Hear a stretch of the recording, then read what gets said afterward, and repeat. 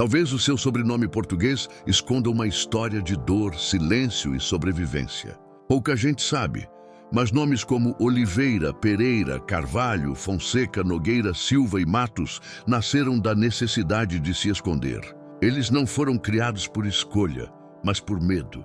Eram nomes dados a pessoas que, séculos atrás, foram forçadas a abandonar sua fé judaica durante a Inquisição. Cada batismo compulsório era uma morte simbólica e cada novo sobrenome um disfarce para continuar vivo.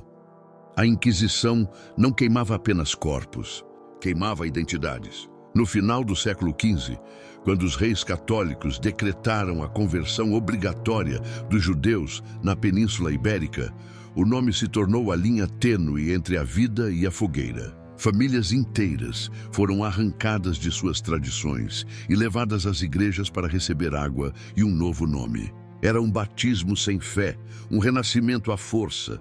Os antigos sobrenomes hebraicos, Abravanel, Benveniste, Toledano, Mendes, Nunes, Amado, Cohen, Sequeira, Levi, desapareceram dos registros. Em seu lugar surgiram nomes comuns, rurais, neutros, criados para confundir o olhar do inquisidor. Foi assim que surgiram sobrenomes como Oliveira, a árvore usada no óleo das lâmpadas judaicas, transformada em símbolo de paz cristã. Pereira, simples e fértil, símbolo da vida modesta e anônima. Carvalho, de tronco antigo, força e resistência. Fonseca, a fonte seca, ironia trágica de uma fé interrompida. Silva, o mais genérico, como quem diz da floresta, de lugar nenhum. Matos, o que carrega o som das matas, o refúgio dos que fugiram do fogo e se esconderam entre árvores e sombras. Esses nomes eram como mantos. O homem deixava o templo e passava a viver atrás de uma palavra. Em público, um cristão devoto. Em casa, um sobrevivente.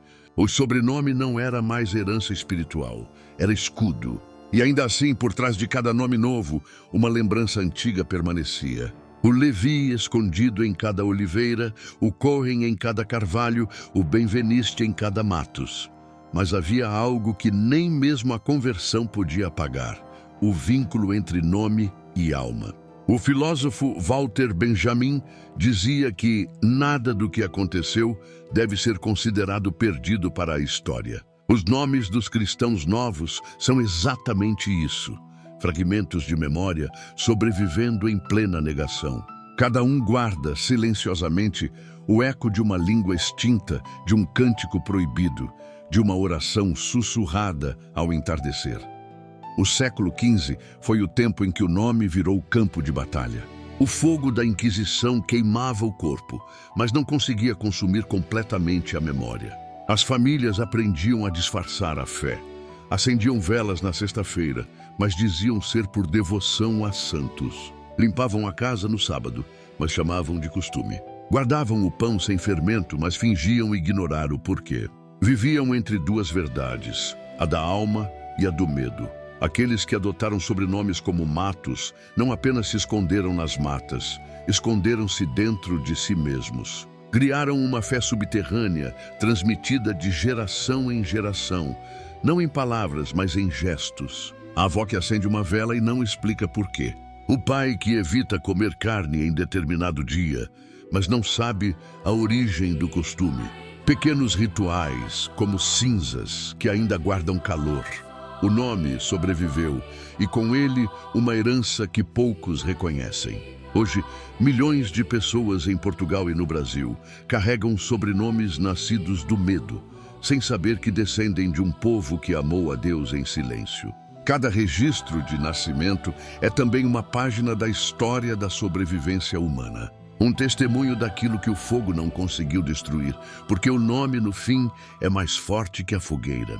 Ele atravessa séculos, regimes, fronteiras. E mesmo disfarçado, guarda o som da origem. Os Oliveiras, Pereiras, Carvalhos, Fonsecas, Silvas, Nogueiras e Matos não são apenas sobrenomes portugueses. São os sobrenomes da resistência. Os ecos do povo que preferiu perder tudo a perder a alma. Na próxima parte, veremos o que aconteceu depois dessa conversão forçada. Como esses novos cristãos passaram a viver entre dois mundos, duas fés, duas identidades. E como o medo moldou o caráter de um povo que aprendeu a rezar com os lábios e chorar com os olhos. Ser um cristão novo era viver em silêncio. Não bastava trocar de nome, era preciso trocar de rosto. O corpo andava na luz das igrejas, mas o coração permanecia nas sombras do antigo templo. Era o preço da sobrevivência.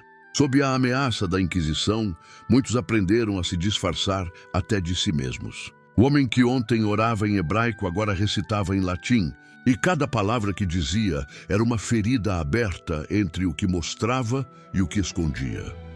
Os inquisidores chamavam de judaizantes, aqueles que fingiam ter se convertido, mas ainda praticavam costumes antigos. O crime não era mais uma ação, mas uma lembrança. Bastava acender uma vela no sábado, preparar pão sem fermento, evitar carne de porco ou murmurar uma oração diferente para ser denunciado. O Tribunal do Santo Ofício transformou a fé em vigilância. A religião virou espionagem. As ruas e vilas se encheram de delatores, vizinhos atentos, confessores que anotavam gestos e palavras, padres que caçavam sinais de pureza duvidosa, e o medo tornou-se língua. Um idioma falado em olhares, silêncios e gestos contidos. O filósofo Michel Foucault diria séculos depois que, onde há poder, há resistência, mas também há vigilância. Na Península Ibérica do século XVI, a consciência era uma prisão sem grades. Cada pensamento precisava se vestir de prudência, cada gesto era uma possível confissão.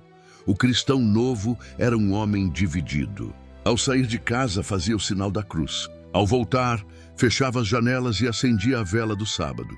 Vivia entre dois deuses, o do altar público e o da memória privada. Um exigia obediência, o outro, fidelidade. Essa duplicidade criou uma das feridas espirituais mais profundas da história, a identidade partida. Durante séculos, o medo da fogueira moldou um comportamento que ultrapassou a religião. Gerou uma cultura do segredo, uma ética da dissimulação. Era preciso calar para viver. E esse silêncio foi transmitido como herança, como uma segunda natureza. Mesmo depois do fim das perseguições, muitas famílias continuaram escondendo o que eram, e pior, sem saber o porquê. A máscara havia se tornado pele. Psicologicamente, essa condição é um reflexo do que Carl Jung chamaria de a sombra. Tudo aquilo que o homem reprime para se adequar, tudo o que é negado diante do olhar do outro. O cristão novo precisou negar sua origem para existir. E essa negação, repetida por gerações, criou um vazio, a sensação de não pertencer completamente a lugar algum.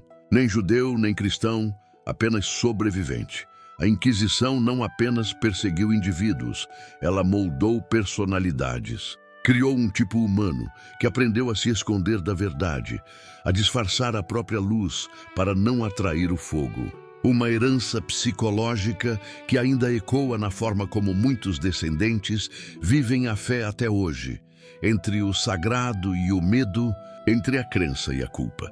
Em cartas preservadas nos arquivos de Lisboa e Évora, há relatos de homens e mulheres que confessavam crimes que nunca cometeram, apenas para encerrar o tormento. Alguns diziam, sou culpado de amar o Deus de meus pais. Outros pediam perdão por sonhos em que viam a antiga sinagoga. O tribunal queria arrependimento, mas o que colhia era desespero. O homem confessava não porque pecara, mas porque perdera a esperança de provar que não pecara. Essa confusão entre fé e medo criou um paradoxo trágico. Quanto mais o indivíduo se esforçava para parecer puro, mais impuro se tornava aos olhos dos inquisidores. A pureza era impossível, porque a suspeita era infinita. A Inquisição construiu um sistema em que todos eram culpados em potencial, e a inocência dependia de quem observava. Filosoficamente, isso representa um dos momentos mais sombrios da espiritualidade ocidental. A fé, que deveria ser um movimento interior, tornou-se um teatro público. A oração perdeu o silêncio e ganhou plateia. O pecado deixou de ser uma experiência íntima e passou a ser uma questão de vigilância coletiva. O homem deixou de se confessar diante de Deus e começou a se justificar diante dos homens. Aqueles que usavam sobrenomes como Matos, Oliveira, Pereira ou Fonseca não apenas herdaram nomes de disfarce, mas uma forma de pensar cautelosa, hesitante, moldada por séculos de repressão. A alma dos cristãos novos aprendeu a se proteger como as árvores de onde tiraram seus nomes. Raízes fundas, ramos discretos, folhas que se movem apenas quando o vento é seguro. Mas a história humana é cíclica e o que é reprimido volta em outra forma. Essa fé silenciosa, sufocada pelas chamas, voltaria séculos depois em busca de resgate. Não mais como religião, mas como consciência. Porque nenhuma máscara é eterna. Sob a aparência do devoto obediente, havia uma alma inquieta, ainda em busca do Deus que não podia ser nomeado. Na próxima parte, vamos mergulhar no mito dos sobrenomes. Veremos como a ideia dos nomes judaicos escondidos atravessou o tempo, alimentou lendas e ainda hoje desperta o desejo de compreender quem somos de verdade. Porque talvez o nome que você carrega não seja apenas um som familiar, mas o eco de uma alma que sobreviveu ao fogo. Com o passar dos séculos, o fogo apagou-se nas praças, mas não na memória. A Inquisição deixou de existir oficialmente, mas o medo sobreviveu em forma de mito. E entre todos os mitos herdados, nenhum é tão persistente quanto o dos sobrenomes judaicos. A ideia de que certos nomes portugueses revelam uma origem proibida atravessou gerações como uma lenda sussurrada à mesa da família. Dizem que quem tem sobrenome Oliveira, Pereira, Carvalho, Matos, Fonseca ou Silva descende de judeus perseguidos. Uma frase que mistura curiosidade, orgulho e desconforto. Esse mito é curioso porque nasceu da própria censura. Durante séculos, era perigoso falar abertamente sobre os cristãos novos. Então a verdade precisou circular por caminhos subterrâneos. A genealogia se tornou rumor, a história, segredo. E o que era uma tentativa de apagar identidades acabou criando uma obsessão com a origem. Em muitas famílias brasileiras e portuguesas, o sobrenome é mais do que um símbolo de linhagem. É uma interrogação. Quem fomos antes do medo? Historicamente, é verdade que milhares de famílias judaicas adotaram sobrenomes genéricos após a conversão forçada. Mas também é fato que, com o tempo, muitos desses nomes se espalharam entre cristãos velhos, camponeses e plebeus, tornando-se quase impossíveis de rastrear. Por isso, não se pode afirmar que todo Oliveira ou Matos descende de judeus. Mas é certo que esses nomes nasceram de um momento histórico em que o nome era uma armadura. No entanto, há algo mais profundo que a genealogia pode revelar. Mesmo que o sangue não comprove, a memória simbólica permanece. O nome carrega o eco de um trauma coletivo e o inconsciente cultural guarda as dores que a história tentou calar. O psicólogo Carl Jung dizia que a alma coletiva nunca esquece aquilo que foi reprimido. O mito dos sobrenomes judaicos não é apenas uma curiosidade histórica, é a expressão viva de um inconsciente tentando lembrar quem é. Em aldeias portuguesas, ainda se ouvem histórias de famílias que, sem saber porquê, acendiam velas na sexta-feira à noite. No interior do Brasil, há famílias que evitam comer carne de porco, que lavam as mãos de um modo particular antes das refeições, que dizem orações diferentes do restante da comunidade. São fragmentos de uma espiritualidade oculta, transmitida não por doutrina, mas por costume. É o corpo lembrando o que a mente esqueceu.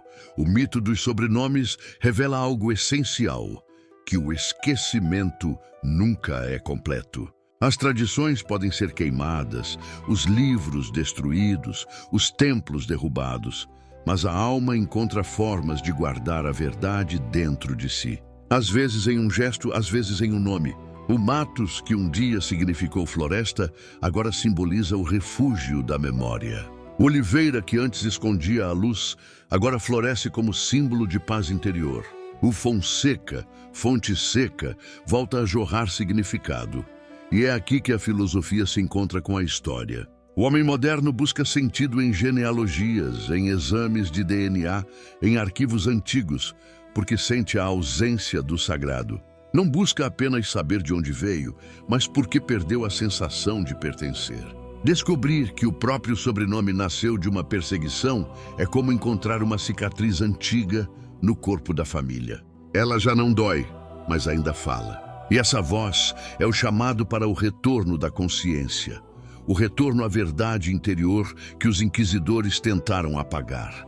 Há algo profundamente simbólico nisso. A religião que queimava livros acabou gravando a verdade nos nomes. E os nomes, por sua vez, atravessaram séculos sem precisar de sacerdotes, concílios ou templos. Tornaram-se escrituras vivas. O sobrenome, que antes era disfarce, hoje é revelação.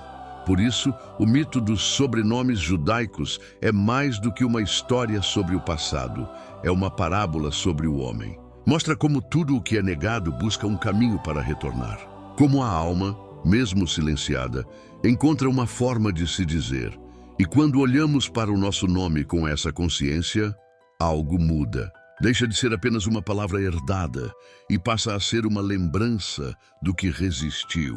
Os sobrenomes que nasceram do medo hoje podem ser portais para a liberdade. Porque reconhecer de onde viemos é o primeiro passo para compreender quem somos.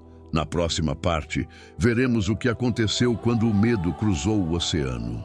Como os cristãos novos chegaram ao Brasil, fugindo das fogueiras da Europa e encontrando aqui novas formas de ser perseguidos e, ao mesmo tempo, de renascer. Porque a alma que sobrevive ao fogo não teme mais as cinzas. O fogo da Inquisição atravessou o oceano. Quando os primeiros navios portugueses aportaram no Brasil, eles traziam mais do que cruzes e espadas. Trazia-se também o medo. O mesmo medo que queimara em Lisboa e Sevilha. Agora escondido sob as vestes dos colonizadores, dos padres e dos novos cristãos que buscavam refúgio em terras distantes. O novo mundo nascia com um velho segredo. A fé que aqui se plantava era a mesma que fugira das chamas da Europa. No século XVI, o Brasil tornou-se abrigo e armadilha para os cristãos novos. Muitos vieram como comerciantes, médicos, ourives e artesãos, fugindo dos tribunais do Santo Ofício, acreditando que o oceano seria muralha contra a perseguição. Mas o fogo não se apaga quando o homem o carrega na memória. Em 1591, o Santo Ofício estendeu seus braços até o Atlântico e instalou o Tribunal da Inquisição em Salvador. Vieram inquisidores, vieram listas, vieram delações. O mesmo ritual de medo começou de novo, agora sob o sol tropical. Em Pernambuco, Bahia e Rio de Janeiro, centenas de cristãos novos foram interrogados, presos e condenados. Os autos de fé, antes realizados em praças de pedra, agora aconteciam sob o céu do açúcar e do ouro. Entre as acusações estavam gestos simples: acender velas na noite de sexta-feira, lavar as mãos antes das refeições, enterrar os mortos sem cruz. Pequenos atos que para a igreja eram sinais de heresia, mas para as famílias eram lembranças de uma fé antiga. Esses detalhes, guardados em silêncio, eram o que restava de um povo que aprendeu a viver sua espiritualidade em segredo. Mas a herança mais profunda da Inquisição não foi o medo, foi o silêncio. Um silêncio que se transformou em hábito, em forma de ser. Por séculos, as famílias dos cristãos novos viveram tentando parecer como todos os outros, apagando o diferente, o ancestral, o estranho. O filósofo Nietzsche dizia que aquilo que se reprime retorna de modo disfarçado. E o que retornou no Brasil foi essa mistura de fé e vergonha, coragem e medo, espiritualidade e culpa. O fogo queimou corpos, mas forjou identidades. Aqueles que carregavam nomes como Matos, Oliveira, Pereira, Fonseca e Carvalho continuaram espalhados pelas vilas e engenhos, vivendo entre a cruz e o segredo. Alguns prosperaram, outros desapareceram, mas todos deixaram traços. Uma forma de ser cautelosa, introspectiva, resiliente. Uma desconfiança que atravessou gerações e moldou parte da alma luso-brasileira. O costume de esconder o que se sente, de calar o que se acredita, de viver a fé mais como medo do inferno do que como amor à verdade. Mesmo quando o Santo Ofício foi extinto, sua sombra permaneceu. O medo da denúncia virou costume. O medo de pensar virou doutrina. O medo de duvidar virou virtude. E o homem acostumado a se esconder do fogo começou a esconder de si mesmo a própria luz. O disfarce já não era proteção, era identidade. Mas a filosofia ensina que tudo o que é reprimido busca redenção. O hermetismo, antiga doutrina que sobreviveu a perseguições parecidas, dizia que nada pode ser destruído, apenas transformado. A alma dos cristãos novos não foi extinta, foi transmutada. O fogo que antes queimava por punição, agora purifica pela consciência. A floresta que os abrigou, os matos de onde vem o nome, tornou-se símbolo da regeneração. Onde antes havia medo, agora há raiz. Quando olhamos para a história, vemos que o verdadeiro inferno não foi o fogo da Inquisição, mas o medo de ser quem se é. E é esse medo que muitos ainda carregam sem saber. O medo de pensar diferente, de questionar o sistema, de desafiar o sagrado imposto. Esse medo é a herança da fogueira, mas também herdamos algo mais forte, a coragem da sobrevivência. A alma dos cristãos novos aprendeu que a fé não precisa de templos, nem de rituais, nem de nomes. Aprendeu que o verdadeiro Deus não está no altar que queima, mas na chama que resiste dentro de cada ser humano. O fogo que um dia destruiu tornou-se símbolo de iluminação. Por isso, compreender essa herança é mais do que um exercício histórico, é um ato de libertação. Porque reconhecer que muitos dos nossos sobrenomes nasceram do medo é também lembrar que nós somos o resultado da resistência. Os nomes sobreviveram ao fogo e com eles a centelha do espírito que recusou morrer. Na próxima parte, vamos além da história e entramos na filosofia da identidade. Quem somos quando o nome é disfarce? O que resta quando a fé é herdada, mas o sentido foi perdido? É aí que começa o caminho da consciência, aquele que transforma a dor dos antepassados em sabedoria interior. Em algum momento da vida, todo ser humano se pergunta quem realmente é, mas poucos percebem que essa pergunta começa no nome. Cada palavra que carregamos é uma história que nos antecede. E às vezes, sem saber, repetimos o eco de vozes antigas, feridas que não são nossas, medos que não nasceram em nós. O sobrenome é uma dessas vozes. Ele é o fio invisível que liga o presente ao passado, a consciência ao esquecimento. Os cristãos novos aprenderam a sobreviver escondendo o nome. Nós, séculos depois, sobrevivemos escondendo a alma. O medo mudou de forma, mas permanece o mesmo. Medo de não pertencer, de ser diferente, de ser condenado por pensar. A Inquisição acabou nos livros, mas continua dentro de muitos corações. A fogueira que queimava corpos hoje queima opiniões. A confissão pública virou rede social. O julgamento deixou o altar e passou a morar nas telas. E mais uma vez, a fé virou aparência. Mas toda a aparência carrega uma brecha.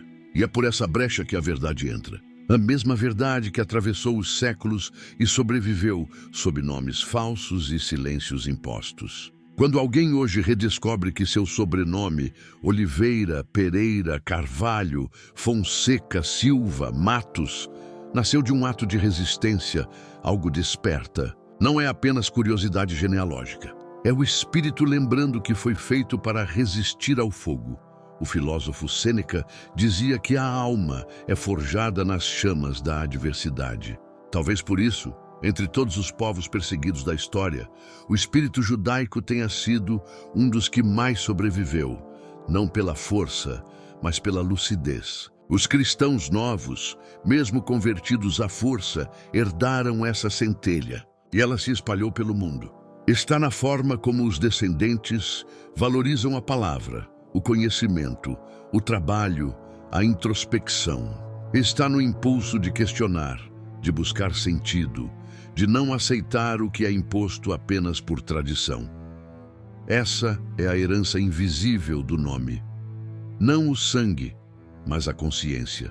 O homem que entende isso descobre que a fé verdadeira não é herança genética, mas despertar interior. A religião que oprimiu, o dogma que queimou, o poder que silenciou, tudo isso era apenas o espelho quebrado daquilo que Jesus e os sábios antigos sempre ensinaram. O divino habita no ser humano, não no altar. O hermetismo dizia que aquilo que está em cima é como aquilo que está embaixo. O fogo que queimava nos templos é o mesmo que arde dentro de cada pessoa. A diferença é que o fogo do medo destrói, mas o fogo da consciência ilumina. Os cristãos novos fugiram das chamas externas, e nós hoje precisamos fugir das chamas internas, aquelas que queimam pela culpa, pela vergonha, pelo condicionamento. A filosofia ensina que o nome é apenas o início. O que importa é o sentido que damos a ele. Os matos de hoje já não precisam se esconder nas matas. Podem caminhar à luz do sol, conscientes de que seus antepassados sobreviveram para que eles pudessem existir. Podem olhar para o passado sem medo e dizer: meu nome é feito de fogo, mas também de raiz. Sou herdeiro de quem não desistiu. O nome que nasceu do medo agora pode se tornar símbolo de liberdade. O sobrenome que foi máscara agora é espelho. E cada um que desperta para essa verdade reescreve a história com sua própria consciência. A Inquisição quis apagar o espírito humano pela força da fé imposta, mas acabou revelando o que há de mais invencível no homem: o desejo de permanecer verdadeiro, mesmo que em silêncio. Hoje esse silêncio pode enfim se transformar em voz. Porque a fogueira passou, mas o fogo permanece, e agora ele é luz. Se esse tema despertou algo em você, não pare aqui. Assista ao vídeo A Inquisição, quando a igreja fez do medo uma fé, e aprofunde essa jornada. Lá você vai compreender como o mesmo fogo que tentou destruir a alma foi o que a purificou. E talvez descubra que, em meio às cinzas do passado, o seu nome ainda guarda uma centelha acesa, esperando apenas ser lembrada.